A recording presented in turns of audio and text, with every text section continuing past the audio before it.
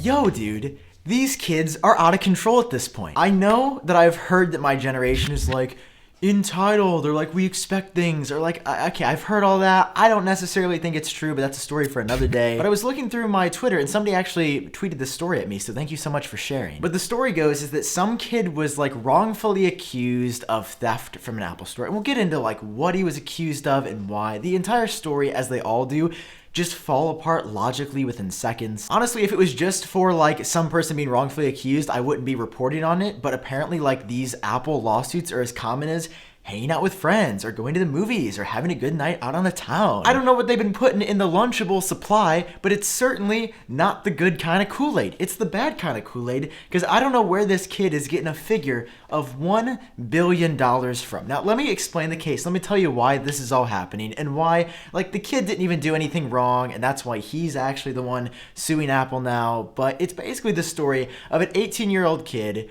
who is a little bit too upset about this, that thinks he can somehow get Apple to pay up $1 billion. Do you realize how much money that, $1 billion? $1 billion. Like, I know Apple's was at one point a $1 trillion company, but still, a suit for $1 billion over a few misunderstandings is a little much, and I want to tell you why I think that's insane. Now, just to give you guys some background of why I'm completely and entirely qualified to comment on this, I recently sued Amazon it was like 6 months ago now, but I sued them for like $1,500 and I made $2,000. So I'm pretty stacked now. I've made my $2,000 to be exact, and I pretty much know exactly how the court system works in every facet. So listen up. More or less, somebody stole from a few Apple stores, and this someone is totally unrelated to the teenager, the 18-year-old guy who filed this suit. It is just a random dude who stole the 18-year-old's identity. That's the claim. About $1,200 worth of accessories, and it would have to be Apple Pencils. We would have to have an Apple Pencil thief behind it all, because they weren't stealing iPhones, they weren't stealing iPads. No, those are way too profitable. The dude stole like 11 Apple Pencils between 4 different Apple stores, like the actual criminal here. And I just gotta know why you wanted to write so much. You got unlimited pencils in prison now. Like, it's these details, guys. Why was it Apple Pencils? Why could it not be like 3 or 4 HomePods? Like speakers, things that people actually use. Why was it no iPads to even use the Apple Pencils with, but just 12 Apple Pencils? Like, it was $1,200 worth of Apple Pencils. I've got one around here, but like I would never have the desire to steal 12 of them. So the story goes that when this Apple Pencil burglar got arrested, when they finally tracked it down to this one guy, the plaintiff in the $1 billion Apple suit case, which is the 18-year-old kid I was referencing before, talking about the actual like bandit here who was stealing the Apple Pencils, the 18-year-old kid lost his temporary ID with like no really discernible info on there other than like a name, birthday, maybe some other small details. Didn't even have a picture of the plaintiff. And then apparently this Apple Pencil burglar got a hold of that and just showed Apple, oh, hey, this is me. I'm the one who stole the Apple Pencils. Haha. And the suit claims that Apple didn't do any further checking and just was like, all right, book 'em, boys. Which I find very hard to believe that they would just take the criminal at his word for it. But in short, the Apple Pencil aficionado man who got caught just showed this ID and was like, hey, it's actually me, which turned out to be the 18-year-old kid in a completely different state that had never even, I don't think, visited the state that the crime happened in.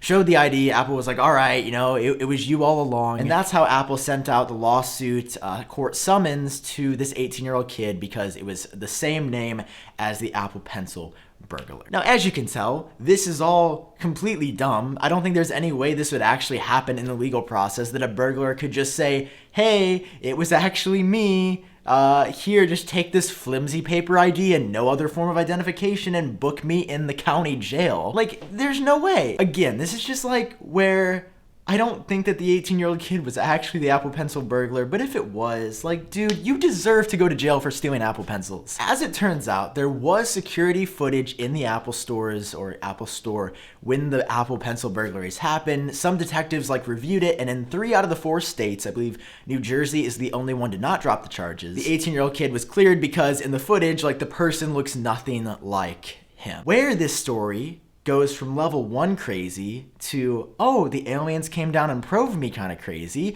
is what the kid claims Apple is using in their stores. The teen claims the way that this the real ID that got lost, that this other burglar found, and then the actual 18-year-old kid's face got attached together, was that Apple stores use, quote, Orwellian surveillance that customers fear, particularly as it cannot be assumed that the majority of consumers are not aware that their faces are secretly being analyzed, end quote, type of security.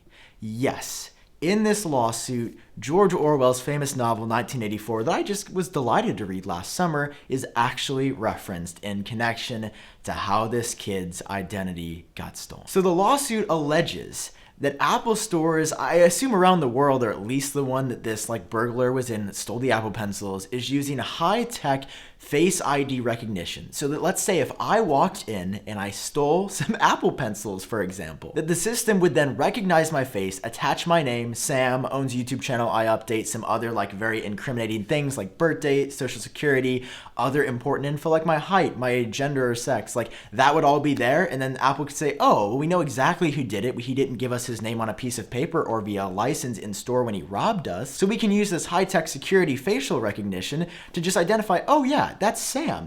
Let's go ahead and send a lawsuit his way and meet him in court and beat him because he stole from us. So I looked into this a little bit more. Does Apple actually do this, or is this a completely unsubstantiated claim just to get out of jail time or something? And it says, according to Apple, that they do not do this. They have issued an official statement that says they do not use facial recognition technology in Apple stores to, track you or find out who you are while you're just walking around perusing.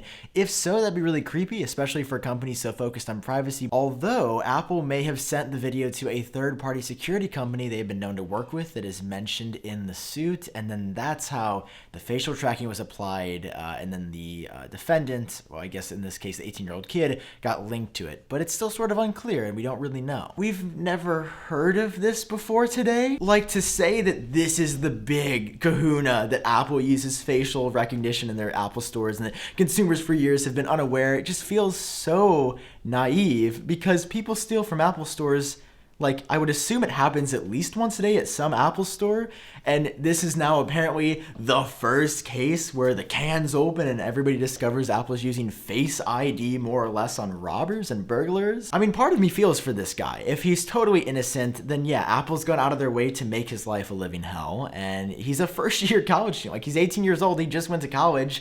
Yeah, that would be traumatic if in my first year away from home at university, a decent away from my family maybe, that I've got to go in 4 different states for crimes that I didn't commit. I mean, that is a story needing to be told. That is important. If Apple did wrongly accuse this guy for doing nothing wrong, then that's really messed up. And yes, he deserves compensation from Apple without question. But I also have a really hard time also empathizing with this kid when he's suing for $1 billion. $1 billion, dude. You have not been afflicted. I don't know what you've gone through that would even come close to $1 billion of frustration or distress or libel or slander. This to me, as I sued Amazon, I'm kind of the expert on this thing now. It was sarcasm, of course. This to me, I would say at the very most, in writing, you should sue for $100 million. You're never going to get that much, just as obviously Apple's not going to go, oh, we're sorry. What they're going to do is they're going to settle outside of court, just like I did with Amazon, and they're going to say, oh, here, we'll give you a little bit more than you deserve. I would say what this kid deserves for this is about, this is being generous, maybe $750,000. And that is up here. That'll pay for his entire college tuition. That'll get him a new car. That'll get a nice down payment on a house or rent for years. What would an 18-year-old kid do with $1 billion?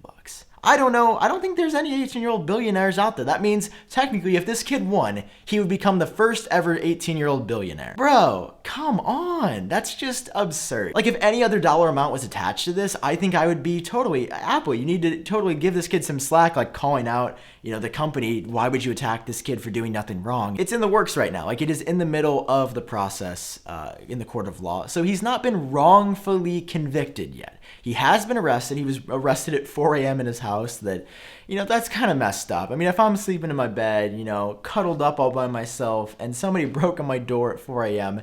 and handcuffed me, well, number one, that'd be a damn good video. But number two, it would be a little traumatic if you've never done anything wrong. And obviously, there is nothing worse than you knowing that you genuinely didn't do something, but everyone around you in law enforcement saying, you did this crime, why did you do this? Tell us why you did it. And you're just like, no, I honestly didn't do this crime. I was at home in bed when it happened, or I was at prom when it happened. I'll be interested to see where this case goes. Obviously, there's no way the kid's getting $1 million. There's no way. There's absolutely no way. My bets are entirely on the side of Apple in the situation. But I think without question, if this kid or this guy's wrongfully accused, then yes, he does deserve adequate compensation. I'm not saying, oh, write everything off, send the kid back to school. No. If he had to appear in different states, if he had court expenses and fees, no, that's totally wrong that he would have to pay it for traveling, and that's messed up. No one deserves to go bankrupt because Apple just accidentally framed the wrong person, but at the same time, it's not $1 billion case, and anybody in their right mind who thinks that this is $1 billion case does not deserve to be in the court of law. That is straight from the mouth of a YouTuber who has studied nothing in law. Anyway, guys, let me know what you think about this down below. What would you do if you were in this person's case? Would you sue for $2 billion or $10 billion? Maybe sue for $1 trillion at this point, because you just gotta see what happens. If you guys enjoyed it, as always, drop a like down below, hit subscribe, and of course, cover your eyes in Apple stores now because apparently they're using facial recognition technology.